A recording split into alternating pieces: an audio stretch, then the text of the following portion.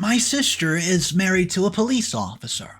Well, she did not inherit the family heirlooms inside of the inheritance, so now she's using her husband as a police officer to take advantage of me by giving me tickets left and right. I can't even leave my house without getting pulled over. Hello, I have a problem I need to vent about. There's a lot of background information to go over, so this is going to be a long post. But I have to vent about what's been happening. First, I've been dealing with the grief of losing my dear grandmother recently. As I'm sure all of you are aware, losing a loved one is never easy. This has done a number of my mental health, as I was quite close to my grandma. My parents passed away in a tragic accident when I was younger, and my grandmother raised me and my sister with no questions asked. Not to sound conceited or arrogant, but I've always got the feeling that I was my grandmother's favorite grandchild. We simply had a bond that was difficult to put into words, but it was tangible enough that I could feel it. While there were certainly perks to being a favorite grandchild while growing up, others picked up on the dynamics between me and my grandma and were not as happy about it. The chief example being my sister Gertrude, and I could go on all day telling you all about Gertrude. Gertrude might be my older sister, but I sometimes wonder if the two of us actually came from two entirely different set of parents. That's how different from each other we were.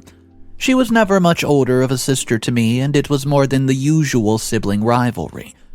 Gertrude was older than me and supposed to protect me, but she was the biggest bully I've ever had. Anytime my grandmother would praise me for doing something right, like cleaning up after myself, getting good grades, or putting up all my toys, my sister Gertrude would always get jealous and try to find some way to make me pay for this. Gertrude and her friends would always beat me up on my way home from school, and when I tried to tell my grandmother, Gertrude would lie and say that I'd fallen down and was making up stories simply for attention.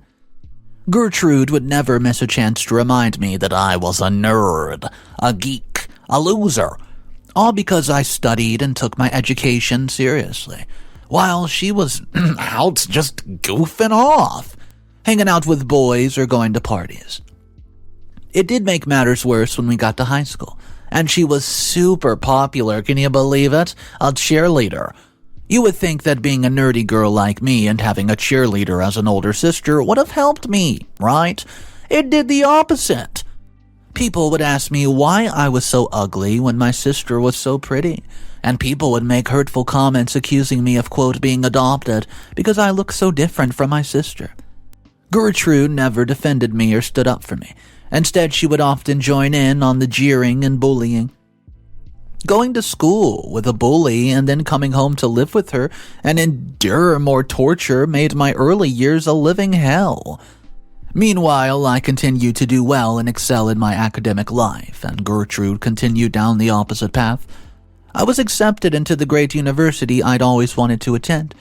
Gertrude flunked out and just barely graduated high school, and my grandmother would always tell me how proud she was of me, and would even often brag about me to her friends and other family members. I always noticed that my grandmother never extended the same treatment to Gertrude, and I'm sure Gertrude noticed because her behavior would always get worse. Once we were older, I was too big for Gertrude and her friends to beat up and torture, so Gertrude just switched over to focusing on mental and emotional abuse, and she was good. She would also try to find ways to drive a wedge between my grandmother and me, rather than try to repair the already broken wedge between the both of us. I would sometimes make an effort at a reconciliation. However, most of our interactions were strained and straight up unpleasant.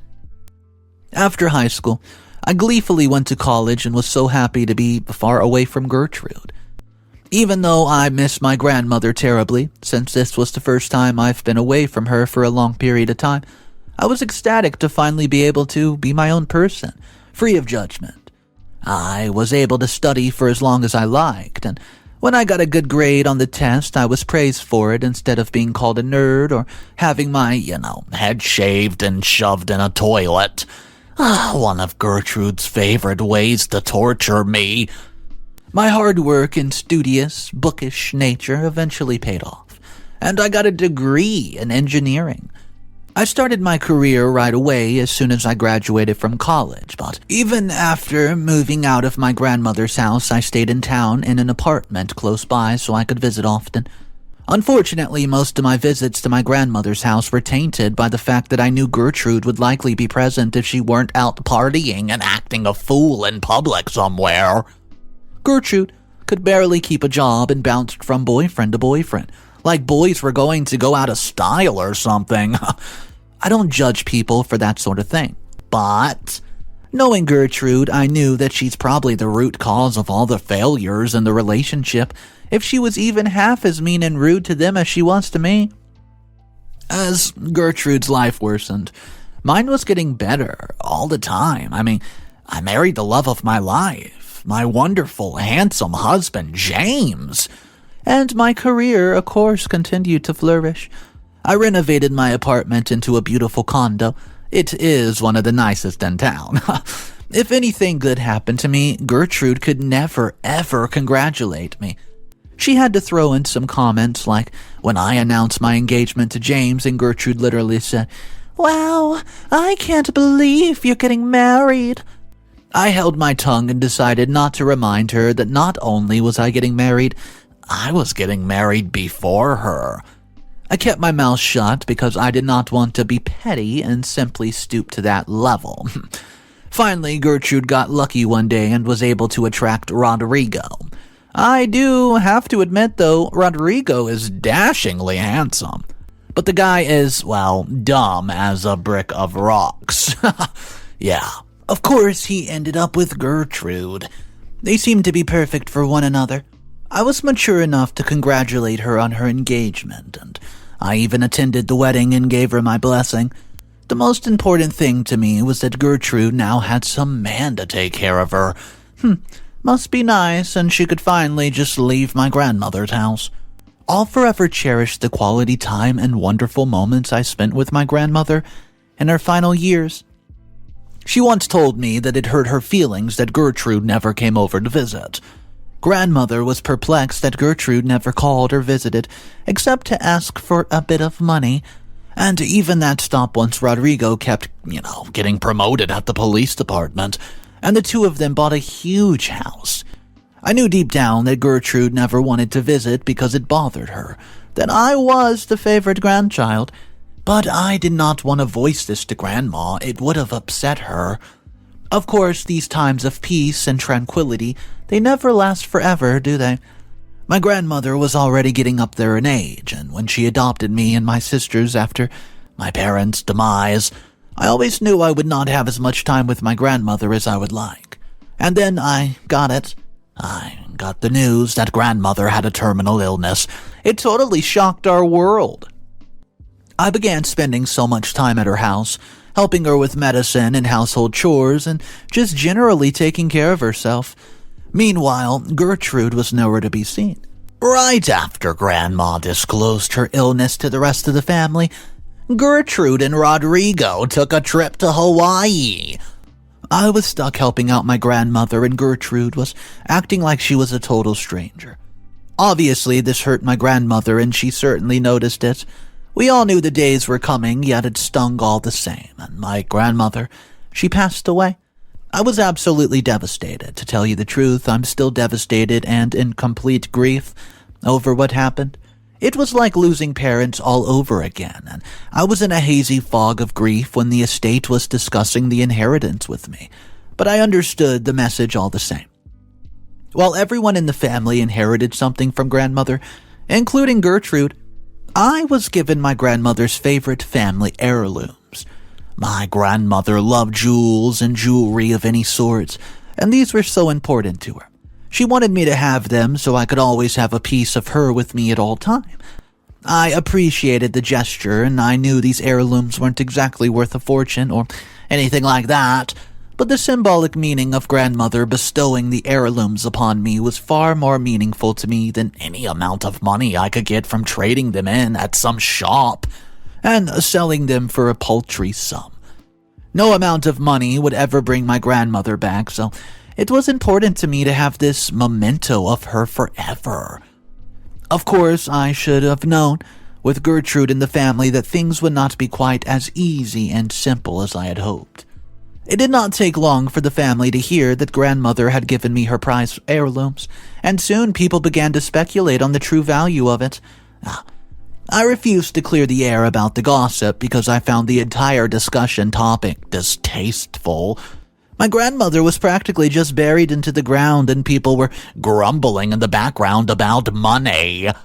How pathetic. It should not surprise any of you reading this so far that Gertrude was at the root of all these rumors and gossip. Gertrude's interactions with me became even colder, distant and rude once grandmother wasn't around to at least somewhat entice Gertrude into behaving like a sane, rational human being. The wake was so uncomfortable. The funeral, it was uncomfortable. Gertrude was clearly inebriated at the funeral and made rude remarks to me and even criticized the dress that I wore. She had no idea I looked rough only because I had not slept a wink, because I was the one in charge of the whole funeral. Gertrude could have at least helped organize, but I guess she didn't appreciate the fact that my grandmother graciously took us in as children and literally raised us. Finally, things came to a boiling point. I'd already had a few people on Facebook asking me about my inheritance, and I managed to dodge the question left and right. There was also a cousin whom I'd barely spoken to in my whole life, who contacted me asking about the heirlooms. It became quite clear, quite quickly, that Gertrude had been gossiping about me to anybody who cared to listen. The main reason I'm typing all this for you today is, I need a place to vent and get this off my chest because of what happened at the family function today. You see, my grandmother might have been a classy woman, but her guilty pleasure was Buffalo Wild Wings. That's right. It was her favorite place to eat, grab a beer. She loved their hot wings, and oh man, I had many great memories of her. And we would just go there to Buffalo Wild Wings, talk about life, sip on some cold ones, and eat a few hot wings. So a family member recently proposed that we should all have a get-together at Buffalo Wild Wings, to honor my grandmother's life. I was in favor of the idea. I invited everyone my grandmother was close to, and I also invited Gertrude. I didn't expect her to show up, and now I wish I had been right in that initial statement. We all arrived at Buffalo Wild Wings, and the dinner was initially going along smoothly. People were laughing, getting along, and two of my cousins were even having a hot wing contest to see who could stuff their mouth with the most delectable wings. I noticed Gertrude was mostly being quiet and keeping to herself as if she had something on her mind. I also noticed she was drinking beer after beer after beer, faster than anyone else at the table. I had a feeling something was about to go wrong, and sure enough, I was right. I don't think it's fair, the way Granny gave you those heirlooms and didn't give it to any of us. Well, as far as I know, she gave you all an equal inheritance, and these heirlooms aren't that special, I tried to add a mild chuckle as a way of brushing off the entire subject matter, but that did not satisfy Gertrude. I guess it's not enough that grandmother treated you better than she treated me. She had to go and give you some special treatment even from the grave. The entire table fell silent, and I could not believe Gertrude was drunk enough to want to harsh out this conversation right in the middle of buffaloes, especially during a celebratory tribute dinner to my grandmother. Finally, I had enough, and I said it. I said, "You shut your trap, Gertrude. Now is not the time. I'm not giving you a dime of my inheritance, and if you don't like it, I don't know what to tell you." Yeah, I said that. Even though I was a bit shocked at how I handled the situation, she pushed me to the boiling point. "You need to be careful. Watch your back. Don't forget my husband is a cop, and he's good friends with Chief Tony." Chief Tony. Well, she stood up from the table and walked out of the restaurant. She rudely flipped me off the bird as she was leaving. You see, Chief Tony is the local police chief. The man is widely respected pillar of the community, so I'm not sure why Gertrude felt the need to name-drop him in the act of petulance. I'm sitting here typing this right now because I need to vent. I feel better venting about it, but I have a feeling that things are only going to get worse from here now that Gertrude is upset. What's up, everybody? Mr. Reddito here. So we have multiple updates today, and oh boy, we have not seen the last of Gertrude. Things are about to spiral. Anyways, if you guys are enjoying today's story and you do want to help support the channel, it only takes a second. Click that subscribe button underneath this video so you never miss a video. Alright, update number 1 coming right at ya. Hello, OP. I'm here for another update. I would like to thank you all who left a kind and supportive comment on my initial post. It's comforting in some way to know many of you have someone like Gertrude in your lives. Unfortunately, things are getting worse. I had a feeling Gertrude wasn't joking when she made that thinly veiled threat to me at the family function about her husband being a cop. I've always been a careful driver, and like most people, I've had a handful of traffic tickets in my day for, minor infractions. But nothing serious, and they're few and far between. In the past month since the family dinner at Buffalo Wild Wings, I've been getting pulled over at least twice a week and getting tickets at least once. This cannot be a mere coincidence. It's not as if my driving suddenly got significantly worse right after the threats I received from Gertrude. I discussed this with my husband. He said that he had noticed police cars tailing him across town as well, and he had also been pulled over and given a hefty ticket for something absolutely so minor. It seems like the police are now harassing me and my husband, and I decided to do something. I went ahead to install some dash cams on the front and rear of my car so I could capture any and all interactions with the police. Sure enough, while reviewing footage at home, it's clear Rodrigo had been following me around. It seemed like he was following me and then contacting his cop friends to pull me over, so I didn't suspect a thing.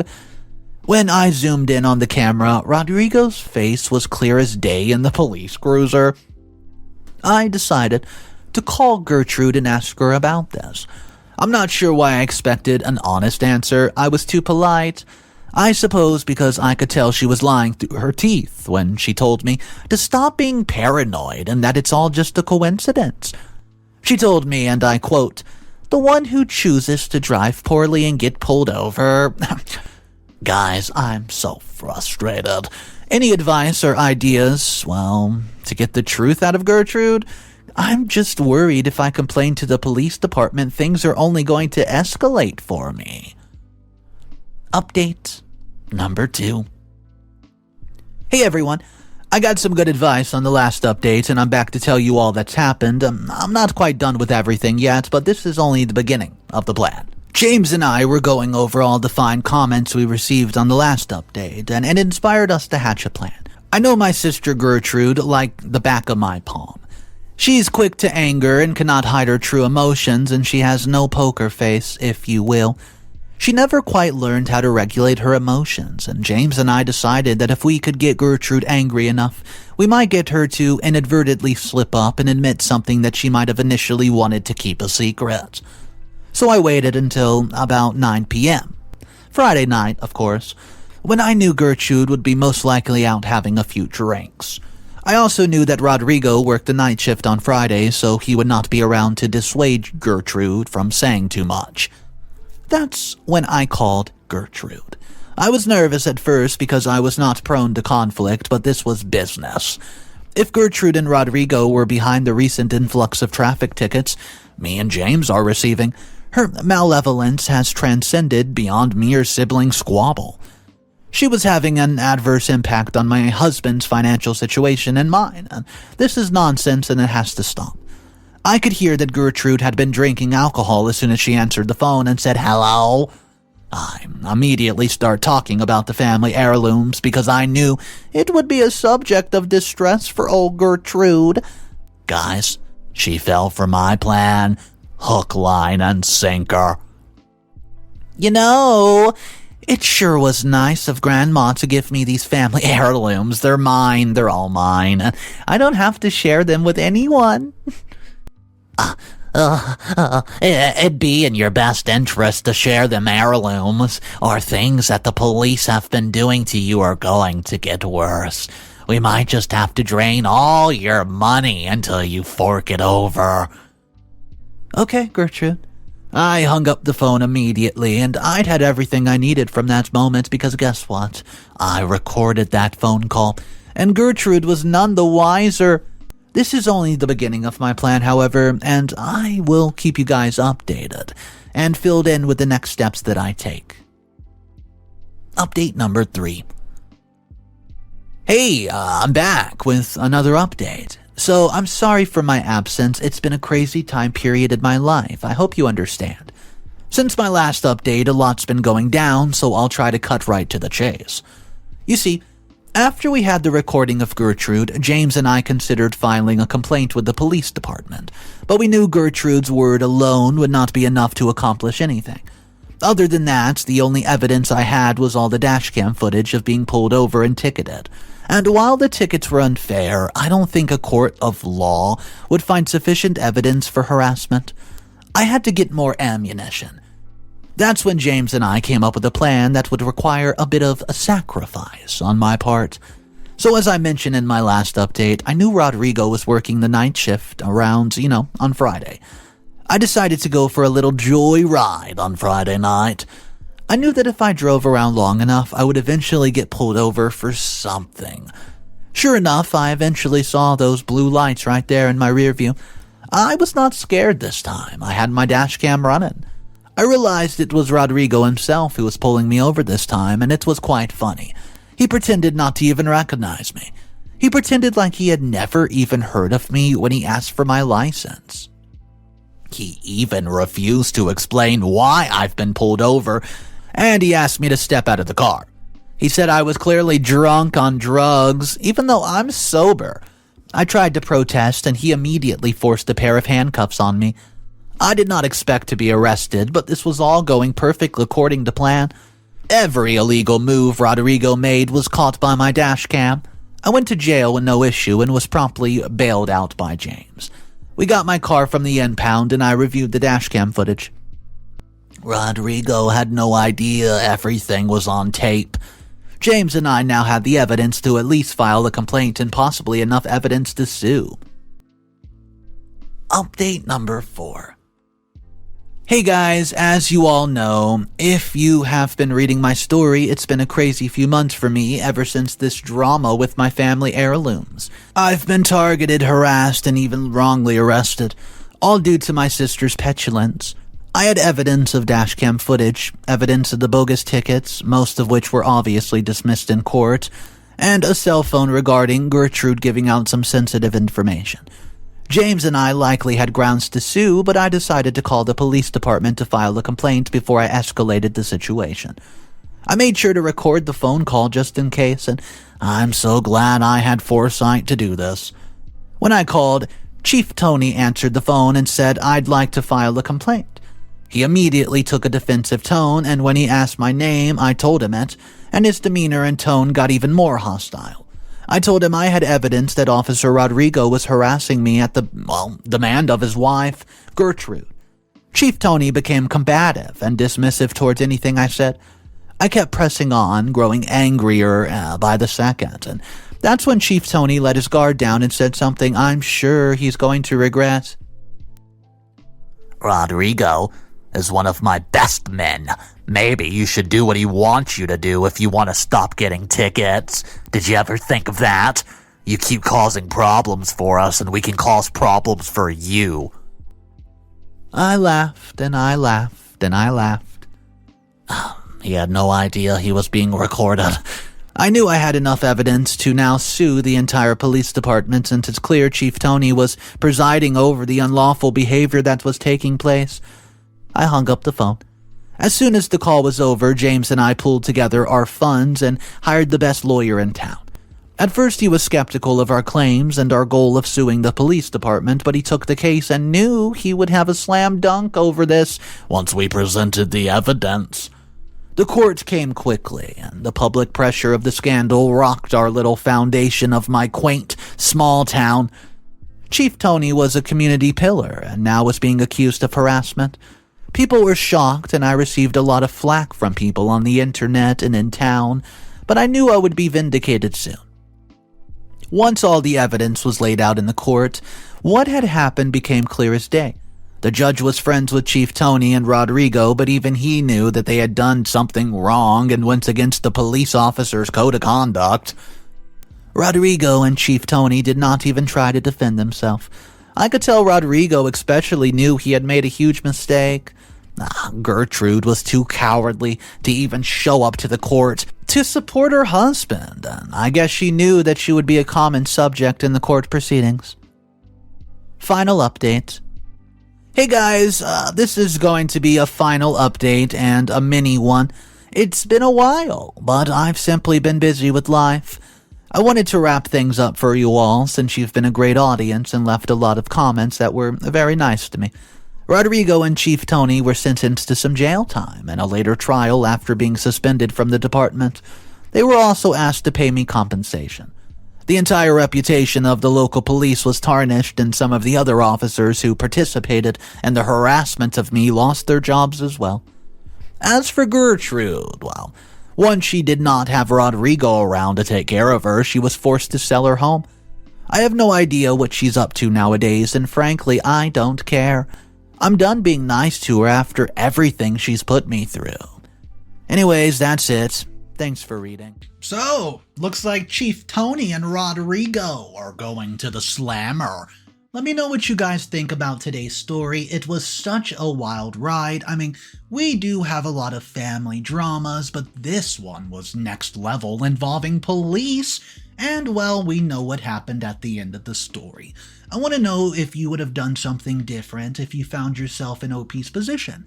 So go ahead, drop a comment down below in the comment section. Let's talk about it. Guys, my name's Mr. Reddito, and if you're new to the channel, I hope you enjoyed. Just know I drop at least a video a day, so make sure that you subscribe for daily videos and check out the description for my favorite playlist. Have a great day, guys, and, well, it's cool to be kind. See ya.